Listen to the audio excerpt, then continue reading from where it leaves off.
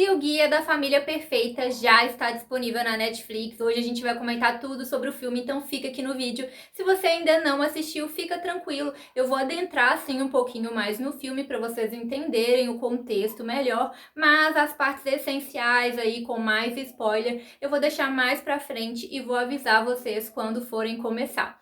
O filme é uma comédia dramática em que vai mostrar os desafios de uma família ao criar os seus filhos perante uma sociedade obcecada pelo sucesso. Então, na verdade, o filme acaba sendo uma grande crítica a essa sociedade que cobra tanto dos pais e dos filhos, né? O sucesso, a perfeição. E ele mostra maneiras diferentes de criação e ao mesmo tempo que não existe um guia da família perfeita, né? Não existe um guia ali do passo a passo de como os pais devem lidar com os filhos, de como é a forma correta de se fazer isso. Isso na verdade não existe. As pessoas não são perfeitas e as famílias não são perfeitas. E cada pai, né, tenta da sua forma criar os filhos, mas às vezes acabam sofrendo muito com essa pressão social pela perfeição, porque os filhos precisam atingir o sucesso e ao mesmo tempo eles têm que fazer essa cobrança. E os filhos também acabam sofrendo essas consequências. Em especial, nós vamos acompanhar o Martin, que é pai de 2 filhos, da Rose e do Matisse. E ele vai enfrentar desafios diferentes, né? Ele lida com um momento difícil da família dele. A Rose parecia a filha perfeita, mas na verdade ele descobre que não é bem assim e o quanto ela está sofrendo com toda essa pressão que ele e a sociedade colocam em cima dela. E ele fica tentando arrumar uma forma ali de consertar as coisas.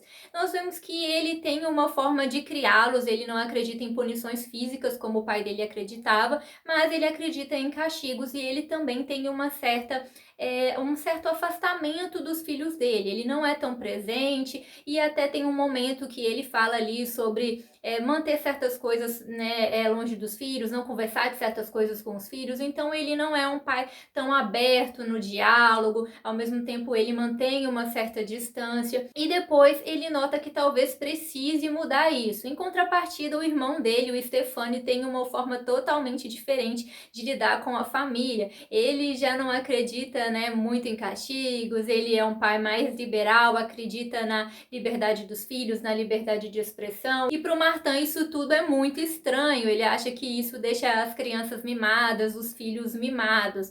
Então eles mostram pra gente, de certa forma, estilos de criação diferentes e que tá todo mundo tentando acertar e ao mesmo tempo todos estão errando, porque não existe uma família perfeita, não existe uma forma de você criar os filhos de forma perfeita. Todos estão tentando de alguma forma, mas sofrendo com essa pressão de tudo tem que dar certo, os filhos têm que ser perfeitos. E nós também acompanhamos as consequências disso para os filhos, especialmente no que tange a Rose. Ela que sofria uma grande pressão do pai, né, para poder tirar boas notas, e ele fica falando sobre o futuro profissional dela e coloca toda essa pressão sobre ela. Ela precisa ser um sucesso e isso acaba tendo consequências na vida dela. E também vemos o outro lado, a esposa dele, né, do Martin, a Marie, que também sofre ao tentar criar o seu filho, o Matisse. Ela não é a mãe da Rose, mas ela tá ali, elas vivem juntas na casa e ela foca mais no seu filho, no Matisse, e vive com aqueles desafios de criá-lo, né? As pessoas acham que ela mima ele, ao mesmo tempo ela tenta fazer tudo certo, ela tenta ser saudável, ela tenta deixar com que ele se expresse, mas ao mesmo tempo ela tá sofrendo com toda aquela pressão e também sente falta do pai ali na criação, dando apoio a ela. Então nós vemos ângulos diferentes, né? Cada um ali tentando acertar da sua forma e ao mesmo tempo as consequências de toda essa pressão em ser um pai perfeito, em querer um filho perfeito e a pressão sobre os filhos também em serem perfeitos, em precisar ter um futuro ideal como os pais e a sociedade esperam. O filme é bem mais dramático do que uma comédia em si. Então, como um grande drama, é um filme mais parado, não tem muita ação. Se você curte um filme um pouco mais dinâmico, talvez você não vá curtir tanto assim o filme. Ele realmente é mais parado e realmente é mais voltado para toda essa crítica, mostrando vários lados e as consequências dessas escolhas e dessa pressão para cada parte da família. Então, se você não assistiu o filme ainda e se interessou pela história, é o seu tipo de filme, ele está disponível na Netflix. Não se esquece aí de se inscrever no nosso canal e ativar as notificações para você não perder nenhuma novidade. Deixa aí também o seu joinha se você já assistiu o filme e gostou, ou se você não assistiu ainda e se interessou, ou até mesmo para divulgar o conteúdo para mais pessoas. E a partir deste ponto, então, o vídeo vai ter spoiler, eu vou adentrar melhor nos acontecimentos, então se você não assistiu, vai lá e assiste o filme primeiro, e depois você volta aqui para poder assistir o restante do vídeo. E também, gente, já deixa aí nos seus comentários, você que assistiu o filme, você gostou do filme, você não curtiu muito, o que que você achou, o que que você conseguiu levar de reflexão aí sobre esse filme.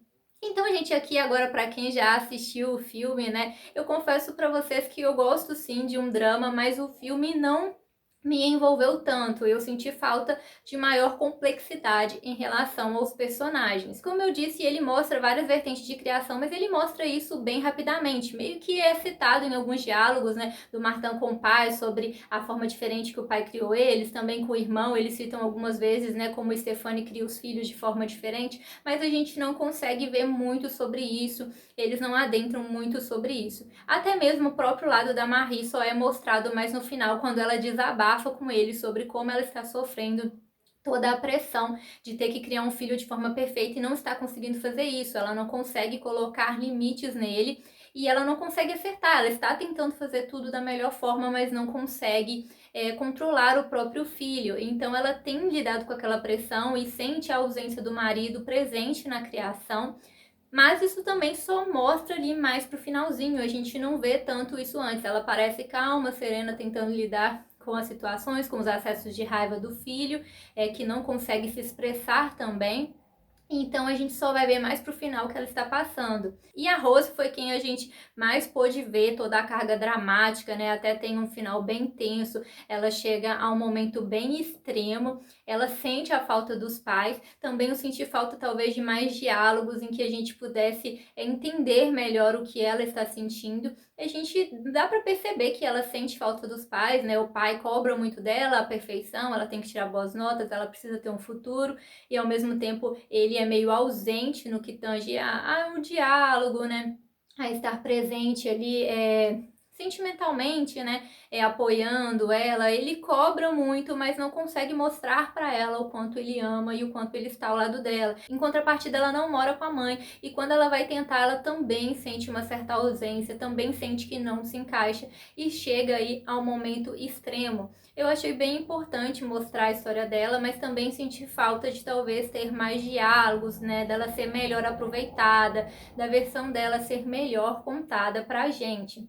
Quem a gente mais pôde ver mesmo foi o Martin, mas ao mesmo tempo ele lidava com aqueles problemas do trabalho que entrava no meio de tudo aquilo, acredito que para mostrar pra gente uma vida mais real, porque nós não temos somente os problemas familiares, ao mesmo tempo que você está vivendo isso, você está vivendo várias outras coisas na sua vida, às vezes problema no casamento, problema no trabalho, então ele está vivendo um momento difícil de uma maneira geral, e foi através dele que a gente pôde ver mais ele lidando com tudo aquilo, ele achava que estava criando os filhos da maneira correta e depois ele se assusta ao perceber que talvez ele teria que mudar isso. E eu achei interessante que tem um momento que ele tem um diálogo importante em que eles aconselham como ele deve fazer as coisas, criar os filhos, conversar e não dá certo. Ele tenta seguir aquela fórmula e não dá certo. Então é bem isso mesmo, de não existir uma fórmula, não existir um guia. Ele tenta acertar e ao mesmo tempo não consegue e ao mesmo tempo ele se preocupa com os futuros dos filhos e tem toda aquela pressão, ele não quer mimá-los, mas ele também não quer afastá-los dele. Então o filme mostra o dilema que muitos pais vivem, né? Muitos pais vivem esse dilema.